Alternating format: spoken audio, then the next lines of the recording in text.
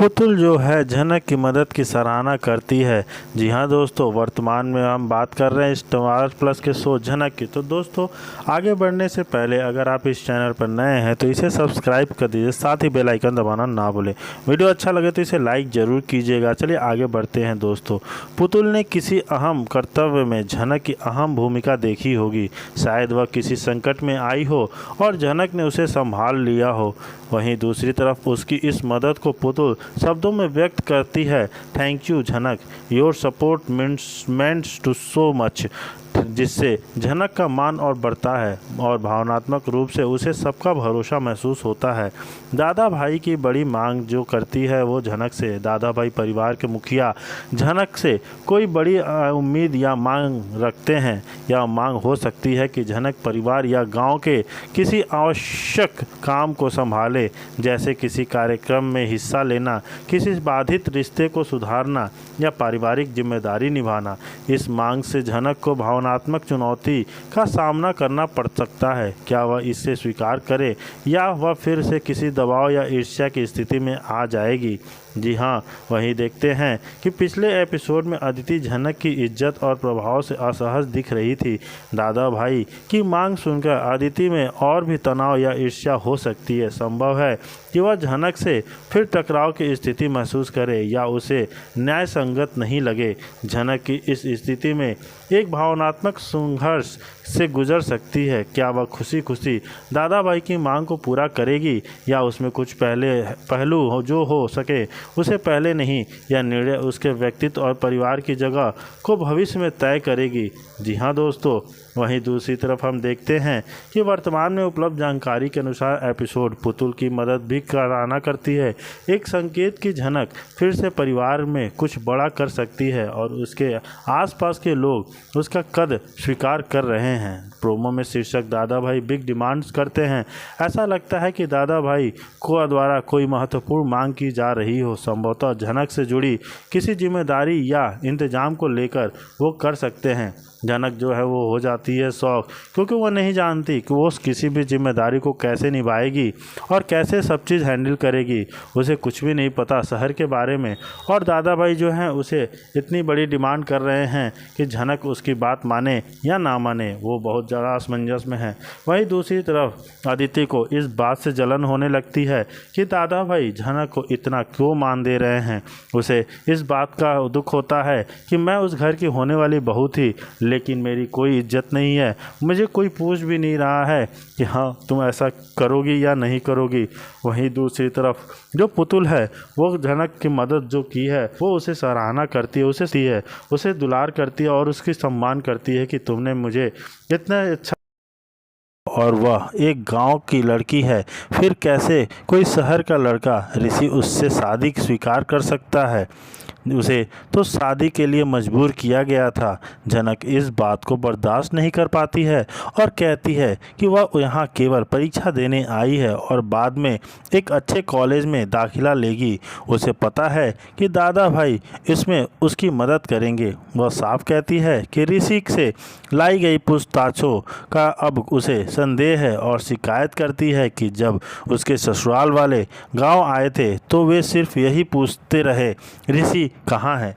झनक यह सब सच बता सकती है। नूतन कड़क स्वर में काका को समझाती है कि अब इतने सवाल करना बंद करो। झनक गांव से निकलकर शहर में आगे बढ़ना चाहती है और वह चाहती है कि वो आगे पढ़े, अपना सपना पूरा करे। पराशर भी कहते हैं कि झनक ने ससुराल से उसके यहाँ आना ही काफ़ी था, बाकी सबको खुद संतुष्ट होना चाहिए।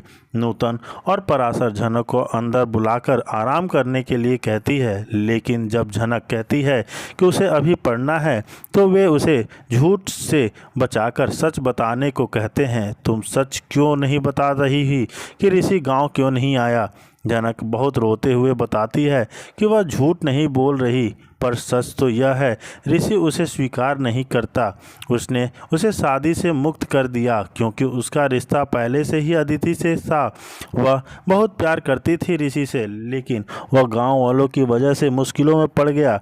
अंततः झनक ने ही रिश्ता खत्म कर दिया। यह सुनकर पारिवारिक माहौल में गहरा भावनात्मक तनाव छा जाता है। वहीं दूसरी तरफ दादा भाई गुस्से में कहते हैं कि उन्होंने ऋषि की समस्याओं को बढ़ाया, पर सत्य तो यह है कि अदिति शिक्षित और स्वतंत्र लड़की है और वह उसे ठुकरा सकती है, लेकिन झनक के पास ऐसा विकल्प नहीं है। फॉर गांव वालों को तो वह ऋषि की ही पत्नी है। ऋषि जवाब में कहता है कि झनक उसकी पत्नी नहीं है, उसके लिए केवल अदिति मायने रखती है और जब अदिति उसे समझेगी तब वह उससे शादी करेगी। यह सब भी कहता है कि अगर अदिति जान गई कि दादा भाई ने झनक को गांव बुलाया तो वह वहां नहीं आएगी, लेकिन दादा भाई कहते हैं कि यह सब उससे कोई फर्क नहीं पड़ता, वह हमेशा झनक का साथ देगा और उसकी पढ़ाई में मदद करेगा। उन्होंने कॉलेज में दाखिला दिलवाने का वादा भी किया है, जिसे वह कुछ लोग जैसे सुरजीत खचीला मानते हैं, लेकिन दादा भाई किसी से नहीं डरते। जी हाँ, दादा भाई किसी से नहीं डरते। तभी पराशर उठकर कहता है कि ऋषि को झनक को स्वीकार करना चाहिए, यह कोई अपराध नहीं है। नूतन कहती है कि अब झनक उस स्थिति में है जो कभी खुद भी झेली है, कि जैसे नूतन की तरह झनक भावुक हो उठती है। वह ऋषि की पत्नी नहीं है और शायद खुद नहीं जानती कि उसने उसे पति की तरह स्वीकार किया है या नहीं। यह बयान देखकर वह टूट जाती है और आंसू बहाती है। शायद मेरा दिल उसे पति मानता है। यह भावनात्मक दृश्य दर्शकों को दिल छू जाता हुआ अंत की ओर ले जाता है। अंत से पहले ऋषि अदिति को फोन कर बताता है कि दादा भाई को हार्ट अटैक आया है। अदिति घबराकर तुरंत अस्पताल पहुंच जाती है। जी हाँ दोस्तों, वहीं दूसरी तरफ झनक अकेली बैठी होती है और अपने जीवन की उलझनों को सोच रही होती है। तभी नूतन और पराशर उसके पास आते हैं। दोनों उसके चेहरे की उदासी देखकर समझ जाते हैं कि झनक के दिल में बहुत दर्द है। झनक धीरे धीरे अपने मन की बात खोलती है। उसकी आंखों नम होती है और वह कहती है, भले ही ऋषि ने कभी उसे मुझे पत्नी की तरह नहीं माना, लेकिन मेरा दिल तो पहले ही उन्हें अपना मान चुका है। मैं कर भी इस सच्चाई से मुंह नहीं मोड़ सकती। यह सुनकर नूतन और पराशर दोनों चौंक जाते हैं। उनके लिए यह स्वीकारोक्ति बड़ी है, क्योंकि झनक ने अपने दिल का सबसे गहरा राज सामने रख दिया है। जी हाँ, दूसरी तरफ ऋषि अब भी अदिति के साथ जुड़ा हुआ है। वह बार बार यही जताता है कि उसका दिल सिर्फ अदिति के लिए धड़कता है। झनक जानती है कि वह अदिति से मुकाबला नहीं कर सकती है, लेकिन फिर भी उसने अपने दिल में ऋषि को जगह दे दी है। यह सबसे बड़ा संघर्ष, एक तरफा प्यार और स्वाभिमान के बीच झूलती झनक खुद को बहुत मजबूत दिखाने की कोशिश करती है। वह नूतन और पराशर से कहती है कि उसे इस रिश्ते से कोई उम्मीद नहीं रखनी चाहिए, क्योंकि उम्मीदें ही इंसान को तोड़ देती है। लेकिन उसके शब्दों के पीछे का दर्द सबको महसूस होता है। प्यार सिर्फ पाने का नाम नहीं, कभी कभी यह बस किसी को दिल से अपना मान लेने का नाम है। इस डायलॉग के साफ हो जाता है कि झनक टूटकर भी हार मानने वाली लड़की नहीं है। वह हालात को स्वीकार कर रही है और आगे बढ़ने का साहस जुटा रही है। झनक की बातों पर असर नूतन और पराशर पर गहरा पड़ता है।